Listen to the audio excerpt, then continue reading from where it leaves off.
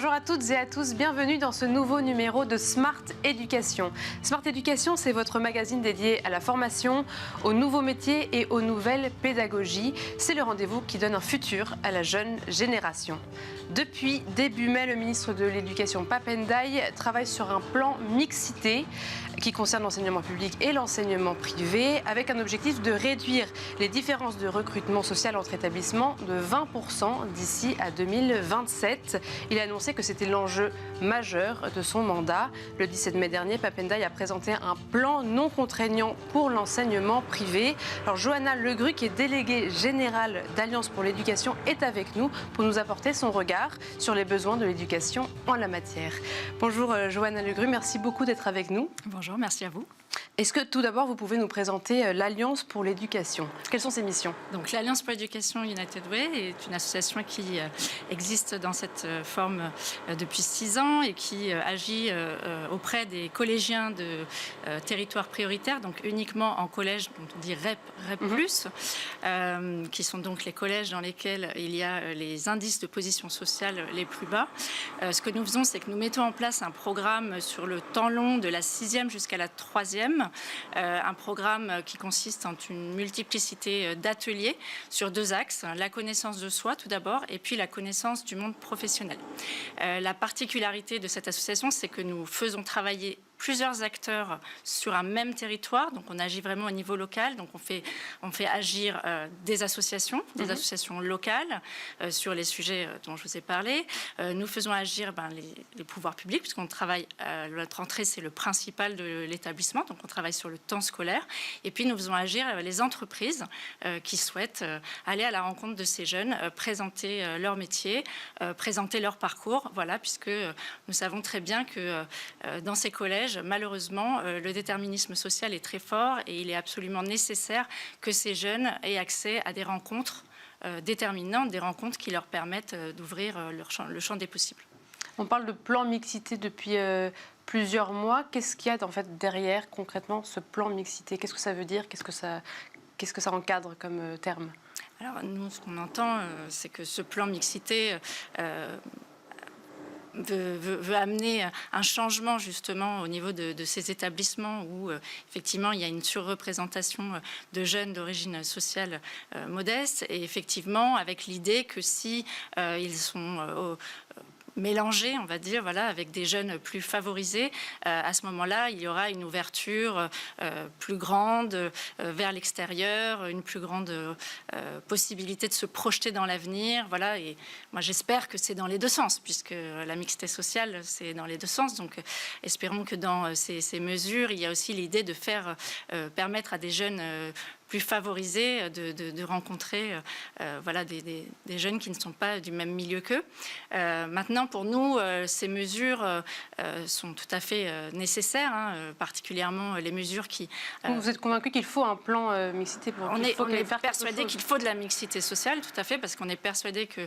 Et qu'il n'y en a pas assez encore aujourd'hui. Et qu'il n'y en a pas assez, ça c'est certain.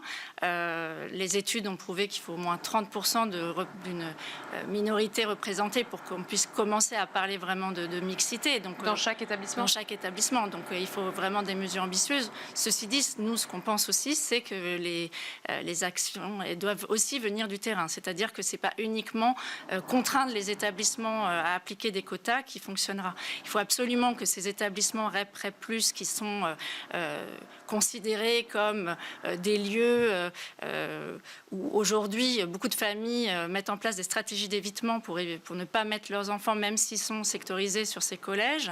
Il faut que ce devienne des lieux attractifs. Il faut qu'on y fasse des choses attractives. Il faut qu'on y pratique des activités qui développent des compétences scolaires, bien sûr. Autour de l'établissement ou alors au sein de l'établissement? Au sein de l'établissement. Il doit y avoir des formations qui sont très différentes. Tout à fait. Et il y a du cursus principal. Tout à fait. Il y a aussi des choses et d'ailleurs, nous, c'est ce que nous mettons en place. Et grâce à des professeurs, à des principaux très engagés, on met en place des ateliers qui permettent à ces jeunes de développer des compétences aussi collectives, parce qu'on sait que les compétences qui seront recherchées demain seront sont aussi des compétences collectives, des capacités à travailler ensemble, des capacités à s'adapter, des capacités de résilience. Et nous, on est persuadés que ces jeunes-là ont vraiment énormément de talent et qu'il faut les accompagner et qu'il faut mettre en avant leurs compétences. Il faut évidemment les accompagner à développer leurs compétences scolaires, mais également des compétences extrascolaires qui valoriseront leurs capitaux sociaux, culturels, qui sont des capitaux très importants pour notre pays. Donc pour nous, c'est pas uniquement penser que ces établissements, avoir une appréhension misérabiliste de ces établissements, absolument pas. Il y a des talents là-bas, il y a des personnels éducatifs qui font des choses formidables et il faut absolument le mettre en avant. Et il faut demain que les familles aient envie, les familles de milieux plus favorisés aient envie d'inscrire leur enfant dans cet établissement parce que à l'issue de cette scolarité, leur enfant aura développé des compétences qu'il n'aurait pas développées dans un milieu non mixte. Voilà, nous sommes persuadés que c'est un plus, en fait. Ce serait un plus et pas un moins de mettre son enfant dans un établissement de territoire prioritaire. Voilà, donc c'est ce que nous faisons chez Alliance. Nous mettons en place des ateliers dont nous pouvons dire qu'ils développent chez les jeunes qui sont accompagnés de grandes compétences. Mais je vais vous poser une question assez naïve, mais pourquoi est-ce que ce plan de mixité est si difficile à entendre et à appliquer ?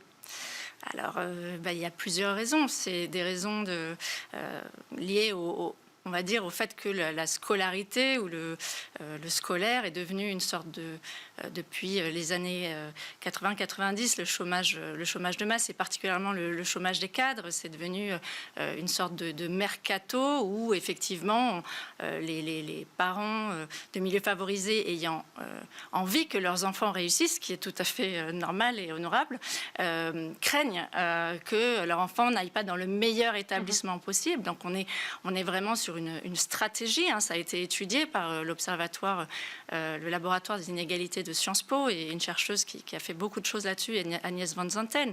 En France, il y a énormément d'inégalités dans l'information à l'orientation, c'est-à-dire qu'il y a des parents qui connaissent exactement les options qu'il faut prendre, oui, pour ensuite être les établissements où il faut y aller, avec l'envie au bout d'avoir le meilleur. Et encore une fois, c'est tout à fait compréhensible dans un contexte où on a envie que son enfant réussisse. Le problème, c'est qu'on ne valorise pas du coup le collectif et la rencontre avec l'autre.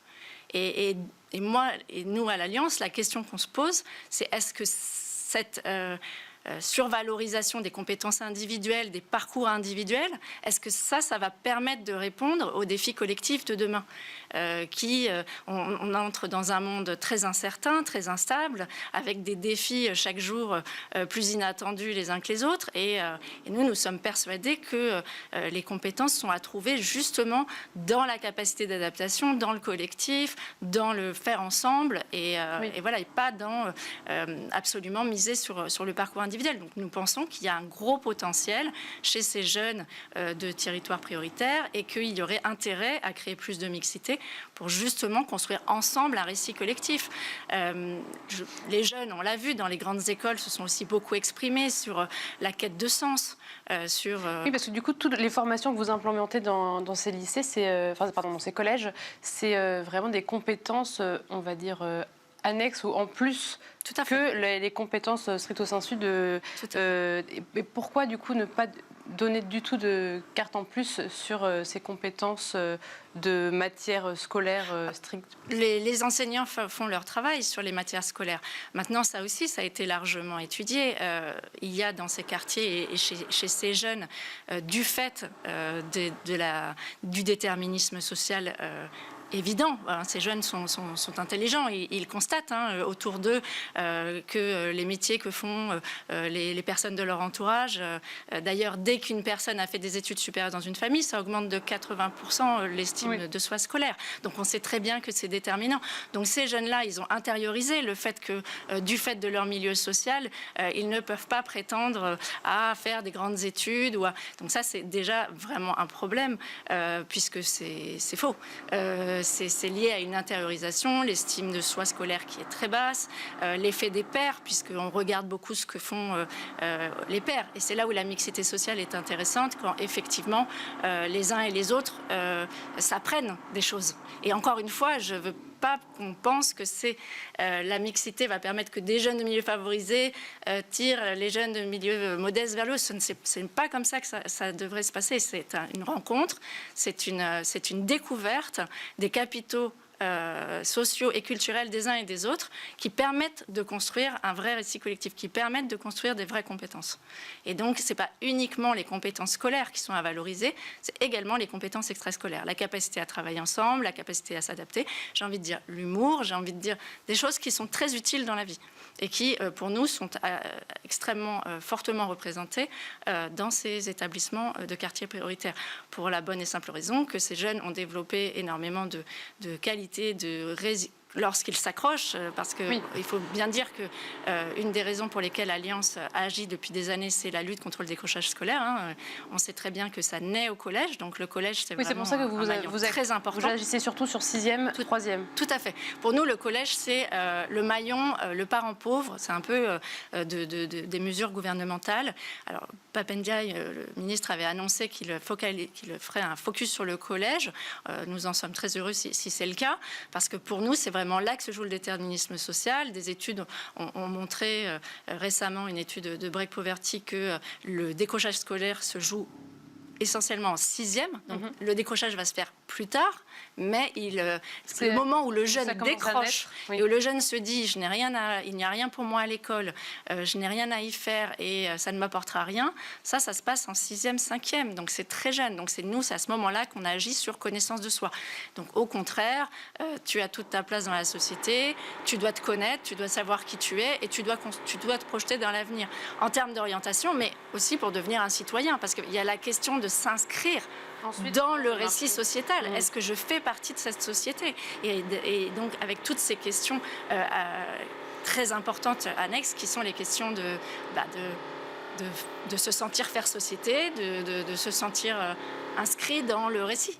Et il y a un outil qui a été créé, donc l'indice de position sociale, il y a plusieurs années. Pour vous, c'était quelque chose de très utile pour constater les différences et les changements. Tout à fait. De toute façon, il est tout à fait bon de mettre des mots et des chiffres sur les faits sociaux.